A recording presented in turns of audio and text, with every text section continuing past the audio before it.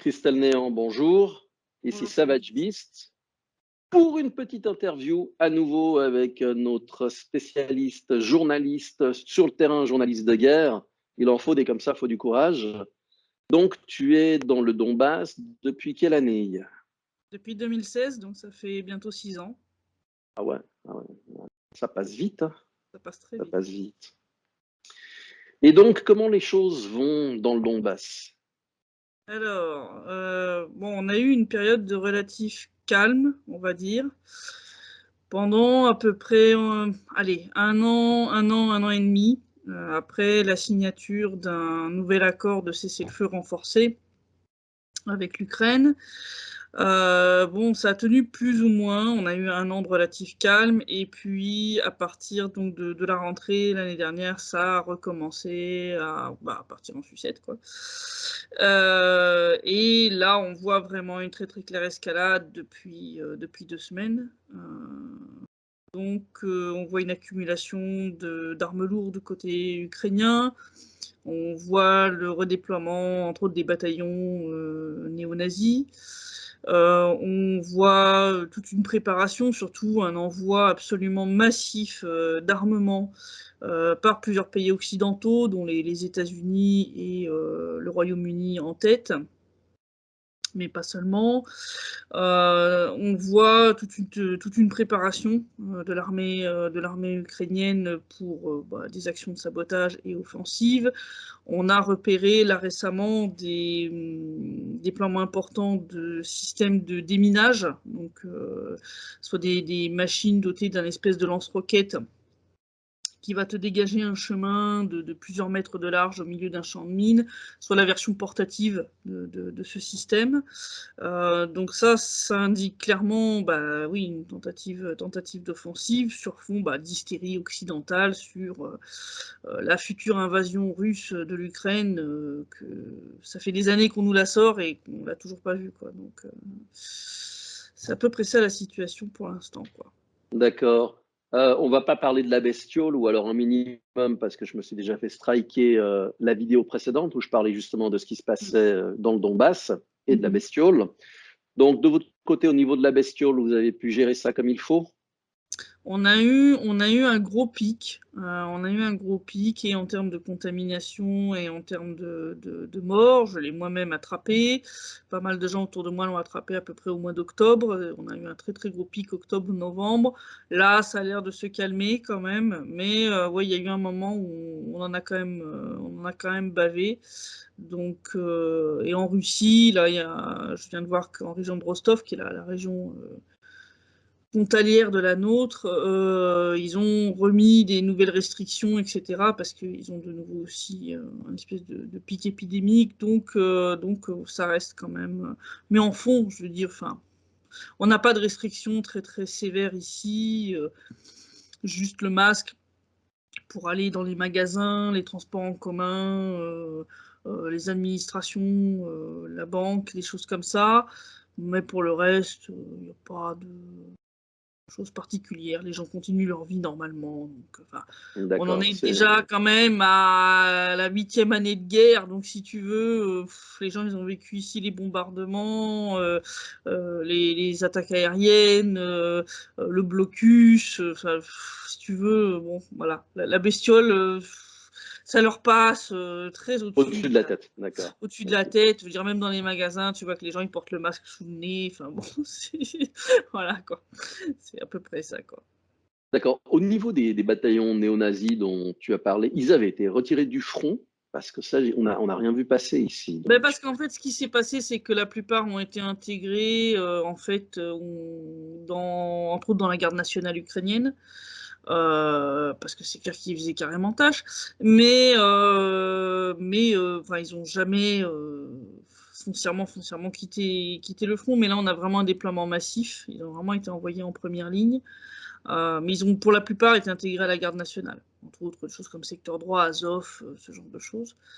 Mais là, on voit un clair redéploiement. D'ailleurs, ces bataillons recrutent activement actuellement en Ukraine. Ils sont en train de faire le tour de leurs membres qui avaient déjà combattu dans les premières années, genre 2014, 2015, et qui avaient quitté le service. Donc ces bataillons recrutent à nouveau. Ils sont aussi derrière toutes ces initiatives de, comment on pourrait appeler ça, de bataillons de défense territoriale. Donc ils sont en train de faire une espèce de Volkssturm à la sauce ukrainienne pour entraîner des gens avec des fusils en bois à la défense du pays. Ouais, mais je sais pas, j'ai l'impression qu'il y a beaucoup de communication de leur côté et puis peu d'effectivité, on va dire. En fait, tous les gars qui étaient venus au départ de la guerre, ils ont eu des pertes sévères, Mm. heureusement. Et puis, ce qui doit rester, bah, c'est vraiment les fonds de tiroir ou alors des jeunes totalement exaltés qui n'ont pas tenu leur Enfin, premier ils ont feu. quand même reçu des formations assez intensives de la part des Occidentaux. Ils ont quand même reçu des formations aussi bien au niveau des troupes régulières que les bataillons néo-nazis et les forces spéciales de l'armée ukrainienne. Il faut savoir qu'il y a quand même une énorme quantité d'instructeurs, principalement américains, canadiens et britanniques, mais aussi scandinaves, hein. Il y avait des Danois, des Norvégiens. D'ailleurs, quand j'avais publié l'information sur Donbass Insider à ce sujet, ça avait fait un scandale en Norvège. Ça avait fait un gros scandale international. Parce que voilà, les gens n'étaient pas du tout au courant en fait que leurs soldats allaient former des soldats ukrainiens qui après vont exterminer leurs concitoyens dans le Donbass, quoi. Donc ils ont quand même plusieurs centaines d'instructeurs canadiens. Les Britanniques sont même plusieurs milliers, si je ne dis pas de bêtises. Pareil pour les instructeurs américains, ils sont plusieurs milliers. Donc c'est pas du tout négligeable. Je veux dire, depuis 2014, ils ont quand même reçu un certain nombre de formations. Là, par exemple, les lance-roquettes Enlow qui ont été fournis en grande quantité là, par le Royaume-Uni en quelques jours, ils ont aussi donné, et ils donnent encore des formations aux soldats ukrainiens pour s'en servir. Donc, bon, c'est pas. Enfin, je veux dire, je pars pas du principe que les troupes en face sont forcément que des bras cassés, parce que ça serait pas vrai. Même si je pense que beaucoup sont dans l'armée simplement pour avoir un salaire, parce que la situation économique en Ukraine est telle que trouver un boulot, c'est très très difficile. Un boulot bien payé encore plus. Donc, il y en a beaucoup qui sont dans l'armée simplement pour toucher un salaire régulier, quoi. Donc, c'est clair qu'il y en a un certain nombre, aller se faire trouer la peau, ça les tente pas trop. D'où le fait, je pense d'ailleurs, qu'on remet les bataillons néo-nazis à l'honneur en les envoyant en première ligne, parce qu'eux, ils sont complètement fanatisés. Donc, eux, il n'y a pas trop de problème à les motiver pour y aller, quoi. D'accord. Moi, ce que j'ai vu, parce que j'ai des amis qui habitent Kiev, j'ai pu voir que les supermarchés, etc., donc la ville semble florissante, c'est ultra moderne dans de nombreux secteurs. Les supermarchés sont remplis au niveau de la nourriture. Par contre, je ne sais pas du tout s'ils peuvent acheter, ne pas acheter, ou si l'effondrement, en fait, si Kiev reste une vitrine occidentalisée en définitive, et que c'est le Kiev reste du reste une pays vitrine. qui... Kiev reste une vitrine. Si tu regardes, enfin même à Kiev en fait, si tu regardes ne serait-ce que l'état des ponts, les ponts ne sont pas du tout entretenus. Donc là, par exemple, il y en a un qui est à moitié en train de tomber en morceaux, hein. Je veux dire, j'en ai parlé dans un de mes rapports de situation où il y a un député ukrainien qui a fait une vidéo sur TikTok où il a vacciné le pont avec une seringue de ciment pour essayer de boucher les trous parce que tu as une vidéo qui a été prise par le dessus où tu vois un morceau du pont qui tombe en fait dans le Dniepr. Euh, les routes partout en Ukraine sont dans un état absolument lamentable. Je veux dire, il y a assez de photos et de vidéos sur l'état des routes là-bas. Je veux dire, tout est en train de partir complètement en morceaux. Donc Kiev, oui, peut-être dans le centre-ville, ça a l'air encore à peu près bien parce que tu as les organes du pouvoir qui sont là-bas, tu as, bon, les gars de l'OSCE, les ambassades, etc. Donc bon, tu peux pas non plus trop laisser la ville à l'abandon. Mais non, dès que tu sors, même les autoroutes, j'ai vu une vidéo d'une autoroute entre Odessa et Nikolaïev, c'était vraiment... tu te disais, mais comment tu peux rouler là-dessus et comment tu peux appeler ça une autoroute? Donc non, Kiev, ça reste une vitrine, mais je dis, même Kiev, les ponts tombent en morceaux, complètement. D'accord. Au niveau je dirais de l'approvisionnement en gaz, charbon, etc., du côté de la LNR, DNR, ça joue, ça se passe bien? Bah, nous, ça se passe bien. Déjà, le charbon, bah, nous, on Ah l'extrait ouais, vous localement. l'avez. Donc, si tu veux, D'accord. nous, on n'a pas de pénurie, hein.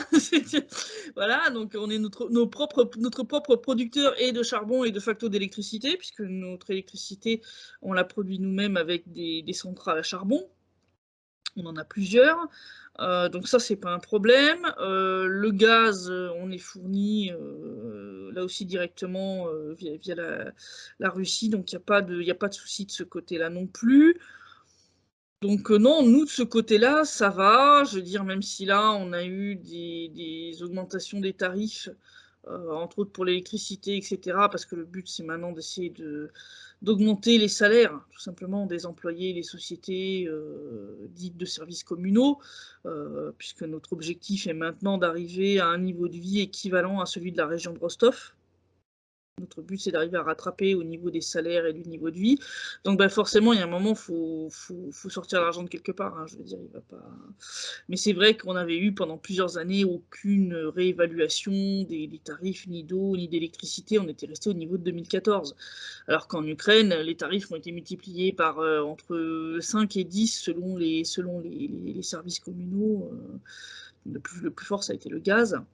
Électricité. Donc, bon, non, nous, ça va de ce côté-là. Niveau approvisionnement, on a tout ce qu'il faut en électricité, en gaz. La partie un peu, on va dire, dangereuse pour nous, c'est l'eau, puisque ben, les canalisations passent à travers la ligne de front, puisque bon, ben, ça a été designé pour une région entière, si tu veux. Donc, Bien c'était pas sûr. prévu qu'il y ait une ligne de front qui passe au beau milieu de la région. Donc ça, c'est le point, on va dire, un peu dangereux. On a eu des trucs un peu bizarres avec la qualité de l'eau. Là, il y a quelques semaines en arrière, maintenant ça s'est rétabli, mais l'eau avait un goût et une odeur un peu bizarre. Et on la reçoit depuis le côté ukrainien, donc ça avait fait un petit peu craindre un risque d'empoisonnement de l'eau, etc. Donc pendant quelques jours, on nous avait recommandé de ne pas boire cette eau, ni même de l'utiliser pour cuisiner, quoi. Soit de la filtrer, soit d'acheter de l'eau en bouteille, ce que de toute façon la plupart des gens font D'accord, aussi. ouais, en fait, ça revenait à ce qu'on avait discuté, ce dont j'avais parlé dans la vidéo Striker. En fait, une tentative d'utilisation d'armes chimiques, typiquement empoisonnement de C'est l'eau, possible, ou alors simplement, comme rien n'est entretenu de ouais, l'autre côté, une usine qui a pu qui a pu fuiter, relâcher, ouais, tout à fait. ouais. Ou alors, comme ils ont commencé à extraire je sais plus, je crois que c'est du gaz de schiste, du pétrole de schiste c'est près de Slaviansk. Ils utilisent la fracturation hydraulique, donc Ah, ça peut contaminer les nappes. ça a pu contaminer les nappes, parce que ben, voilà, c'est plein de produits chimiques qui sont injectés sous pression, et c'était une crainte qu'on avait exprimée. D'ailleurs, avant la guerre, la population du Donbass avait clairement dit qu'elle était contre ce projet, parce que c'est extrêmement dangereux. La Seversky Donetsk passe vraiment pas loin, et c'est cette rivière qui après alimente en eau, entre autres la République populaire de Donetsk. Donc ça, c'est clair que c'est quelque chose qui a pu aussi arriver. Ça, soit ça D'accord, peut donc être un truc intentionnel, soit ça peut être une fuite, soit due à une usine, soit à cette fracturation hydraulique près de Slaviansk. d'accord. Du côté russe, les troupes massives dont on nous annonce des centaines de milliers qui vont venir égorger nos petits-enfants avec les Ouais, drapeaux ça rouges, devient délirant, etc. ça devient complètement délirant. On voit des chiffres, je sais plus où j'avais vu, j'ai un média occidental qui avait sorti, qui avait genre 800 000 soldats russes massés à la frontière, donc c'est-à-dire quasiment toute l'armée russe, quoi. Tu te dis, là, il y a quand même un problème. Non, non, tout simplement, la Russie mène régulièrement des exercices Il faut savoir qu'ils ont des très gros polygones dans la région de Rostov, ça a toujours été, et bon, bah, ils mènent régulièrement des exercices. C'est normal, je veux dire, les exercices, le but, c'est de s'entraîner à bah, défendre la frontière du pays, je veux dire. Donc, ils vont pas faire ça au fin fond de la Sibérie, au milieu de la taïga, ça n'a strictement aucun sens. Donc, c'est tout à fait normal qu'ils mènent ces exercices à proximité de l'endroit où bah, potentiellement ils pourraient avoir à intervenir. Donc c'est juste un truc normal, mais ils ont côté occidental, d'abord côté ukrainien puis côté occidental, monté tout le truc en épingle comme tous les 6 mois. Mais c'est comme là, ils sont en train de s'exciter avec les exercices qui ont lieu en Biélorussie, mais c'est pas la première fois. Je veux dire, chaque fois la Russie amène ses troupes, ils font leurs exercices conjoints et puis ils repartent. Enfin, je veux Ouais, dire, comme l'organisation terroriste Atlantique Nord, hein, ils font la même chose. oui, oui, oui, oui. Et là, par contre, dans ce cas-là, tu vois des troupes américaines, etc., qui sont à des milliers de kilomètres de chez eux, alors que bon, les troupes russes en Biélorussie, si tu veux, les deux pays sont voisins, et puis à une époque, la Biélorussie faisait partie de l'Empire russe, donc si tu... Bon, hein, voilà, on n'est pas du tout dans le même registre. On n'est pas du tout dans le même registre, et il n'y a jamais eu de provocation ou de choses dangereuses lors de ces exercices, contrairement entre autres aux navires de l'OTAN, qui, l'année dernière, avaient fait des provocations près de la Crimée en repartant d'exercices qui avaient été menés en mer Noire avec l'Ukraine, entre autres, et puis la Roumanie, si je ne dis pas de bêtises. Et on a eu un navire britannique qui s'était amusé à rentrer un petit peu dans les eaux territoriales russes au large de la Crimée, quoi. Ouais, ils Ça aurait font été très toujours des compliqué. tests. Bah, comme tu le sais, nous, en Suisse, on envahit régulièrement le royaume du Frankistan, parce que Ouais. comme on a des frontières très poreuses, bah, notre armée se perd, Voilà. et puis elle se fait récupérer par les gendarmes en France. Ou alors on attaque la principauté du Liechtenstein, on les bombarde par erreur et on fout le feu à leur forêt. Mais ça, c'est la Suisse, hein. Ça, Et c'est, nous voilà. sommes un pays neutre. Voilà, tout à fait. Mais non, mais non, c'est de l'hystérie complètement. C'est de l'hystérie complètement. Le but étant de détourner l'attention en fait des préparatifs de l'Ukraine. La seule qui prépare quelque chose, c'est l'Ukraine. Donc tout simplement, la Russie se prépare à devoir potentiellement répondre à une action de l'Ukraine. Mais ce n'est pas la Russie qui a envie d'envahir le Donbass ou l'Ukraine de manière générale. Je veux dire, ceux qui croient ce genre de délire. Même en cas de réponse de la Russie face à une offensive de l'Ukraine contre le Donbass, l'armée russe n'ira pas jusqu'à Kiev. Je veux dire. Ah, c'est bien dommage, hein, parce que Non, je parce que non, pense parce que que non, parce que bon non, nombre parce que d'Ukrainiens seraient contents. alors, oui et non. C'est-à-dire, c'est ce qu'avait dit Zakharchenko à une époque, notre défunt chef de la RPD. Il disait clairement, oui, tant qu'on va être sur une zone comme bon, bah, les oblasts de Donetsk et de Lugansk, la partie qui est encore sous contrôle ukrainien, qui sont des partis qui avaient aussi voté lors du référendum de 2014 pour quitter l'Ukraine, bon, bah, là, les gens vont accueillir clairement l'armée russe avec des fleurs. Certainement jusqu'à Odessa, Kharkov, Kherson, je pense que ce sera à peu près la même. C'est-à-dire toute la partie vraiment russophone et pro-russe du pays. Mais plus on va aller vers l'ouest, et plus la Ah, situation ils va sont pas être déjà la même. corrompus par l'Occident, en fait, par le dollar. C'est-à-dire, on leur a vendu une chimère économique et ils Oui. pensent qu'ils peuvent s'enrichir. Bon, ceux qui sont au pouvoir, les politiciens, bah, comme d'habitude, ils vont toucher les bakchiches, ça, c'est pas nouveau. À mon sens aussi, tout ce qu'on voit dans les journaux, la situation économique est devenue tellement catastrophique en Europe. Mhm. L'Espagne, par exemple, l'augmentation de l'électricité est à 497%.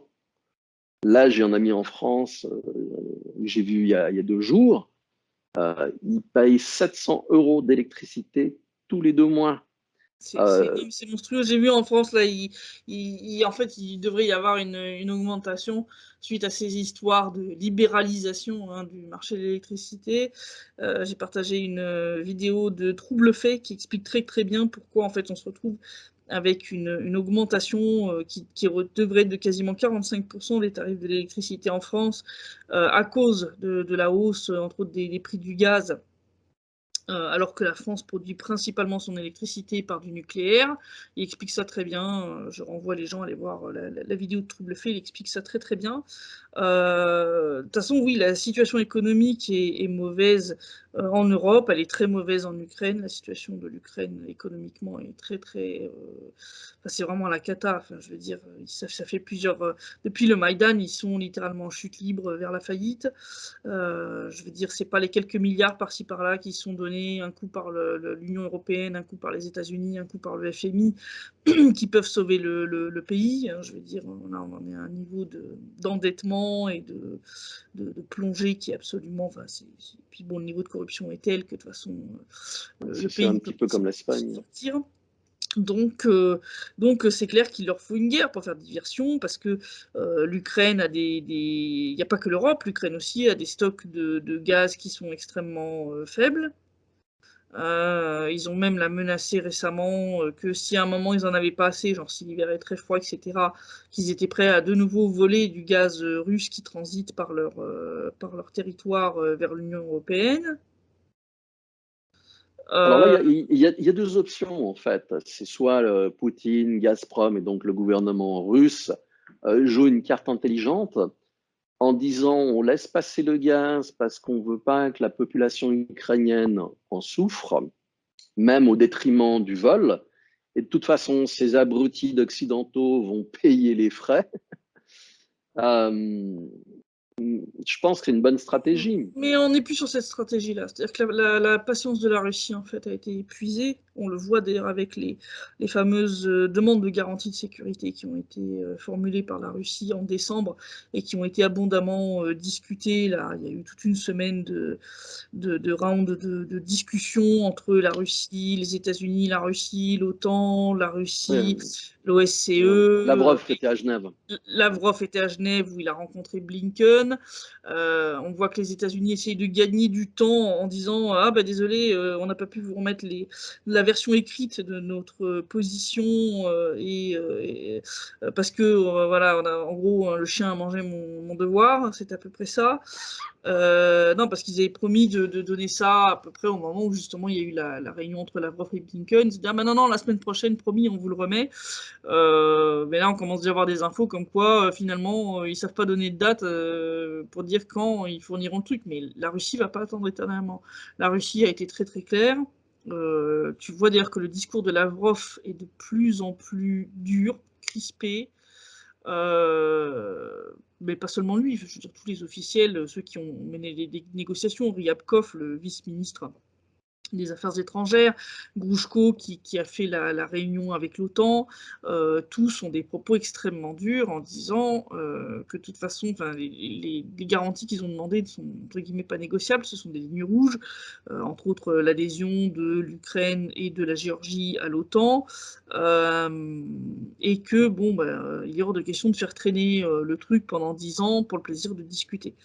Donc là, les tentatives de l'Occident, là j'ai vu Macron aussi là qui se la joue un petit peu, c'est assez drôle, hein, de proposer une voie vers la désescalade. Il n'y a pas de proposition de voie vers la désescalade. Soit vous faites ce que la Russie vous a demandé, c'est-à-dire d'arrêter d'étendre l'OTAN de plus en plus vers l'Est, de retirer les troupes américaines des pays qui ont été ajoutés à l'OTAN après 1997 en violation de l'accord que les États-Unis avaient fait à la Russie oralement, mais ils l'avaient fait, hein, je dirais, il y a des traces de cette promesse de ne pas étendre l'OTAN à l'Est, et cette promesse n'a pas été respectée. Donc maintenant, l'OTAN est aux frontières de la Russie, et bon, la Russie a dit, bon, ça va bien 5 minutes, maintenant, on a été patient, on a accepté de discuter, on a accepté, voilà, d'essayer de rester diplomate, etc.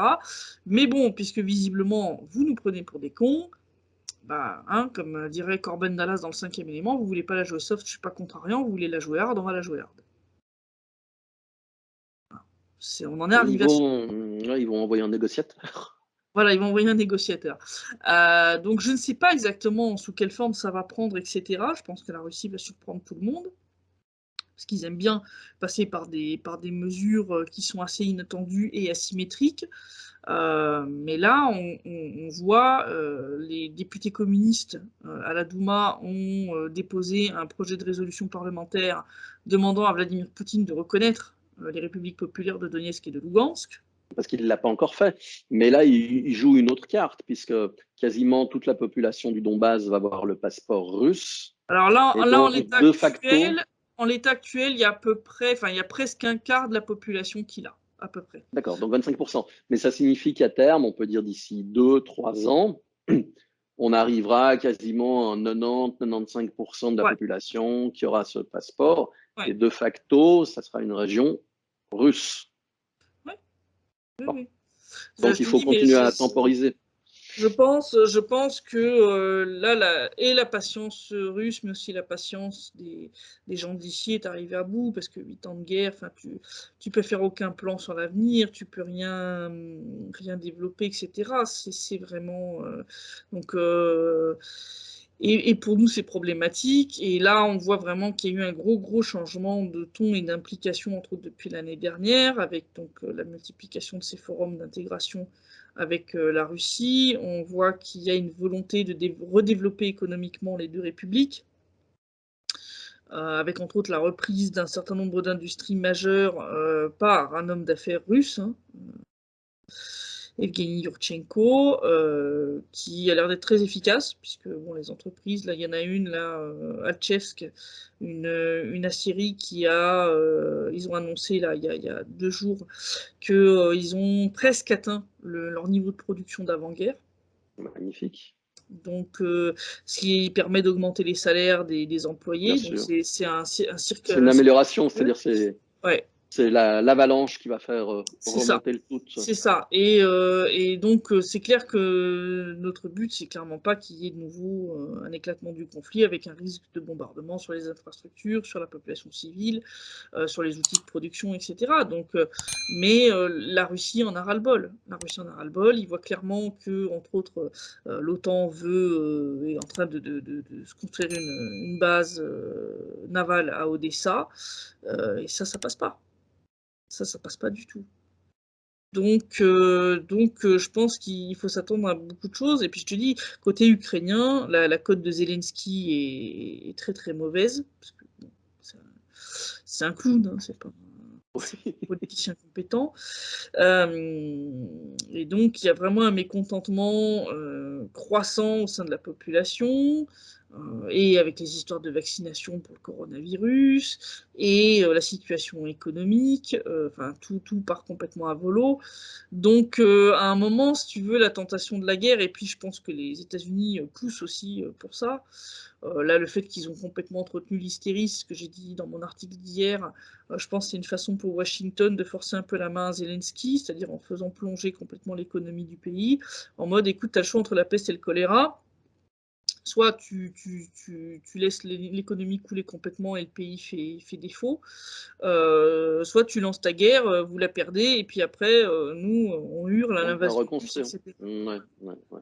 Donc, Bah, pour l'Europe, je prends l'Espagne, il y a des articles de journaux qui sont sortis.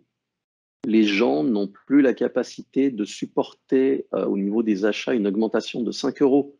Ils vont faire des achats, ils n'ont pas l'argent pour payer une augmentation sur leurs achats en total de 5 euros supplémentaires. ouais, ouais. Et ce sont les magasins qui essayent pour l'instant de couvrir cette différence, mais ils disent qu'ils ne vont pas pouvoir continuer longtemps. Donc le problème est devenu global et à mon avis, ça va très mal se terminer. Et bien évidemment, euh, on pointait les 4 méchants, comme je dis toujours, l'Iran, la Russie, euh, la Corée du Nord et la Chine. Bon, DPRK, LNR, vous avez le dos donc face à la Russie, donc les moyens de communication, d'envoi de matériel humanitaire peuvent continuer. C'est comme la DPRK, donc la Corée du Nord avec la Chine, ça peut Ouais, passer. ouais. Donc on va pas s'attaquer à eux, on va peut-être s'attaquer à l'Iran parce qu'ils sont moins forts, mais il y a des accords qui ont été signés avec les Russes pour défendre là. Donc, est-ce qu'on va essayer d'entraîner la Russie dans une guerre de type celle qui est en Syrie actuellement? Bon, ils ont essayé avec le Kazakhstan. On a Ouais. bien vu ce qui s'est passé. Moi, j'étais sûr qu'ils allaient se faire défoncer parce que je connais bien les Kazakhs. Euh, Mon ex venait du Kyrgyzstan et puis on fréquentait toute la clique, on va dire, qui était au pouvoir, que ce soit du Kyrgyzstan ou une partie du Kazakhstan. Et on sait, ils ont le sang chaud. Donc, heureusement qu'ils ont pu contrôler ce qui était en train de se produire Oui, là-bas. Mais je pense que le déploiement de ce contingent de maintien de la paix de l'OTSC, donc l'Organisation du traité de sécurité collective, était une manière pour la Russie de montrer un peu les muscles, c'est-à-dire de dire ah, vous croyez qu'on plaisante, regardez en combien de temps on peut déployer plusieurs milliers d'hommes sur un théâtre d'opération. Parce que c'est ça qu'ils ont fait, hein. Ils ont déployé Ah, bien plusieurs sûr. milliers d'hommes comme ça.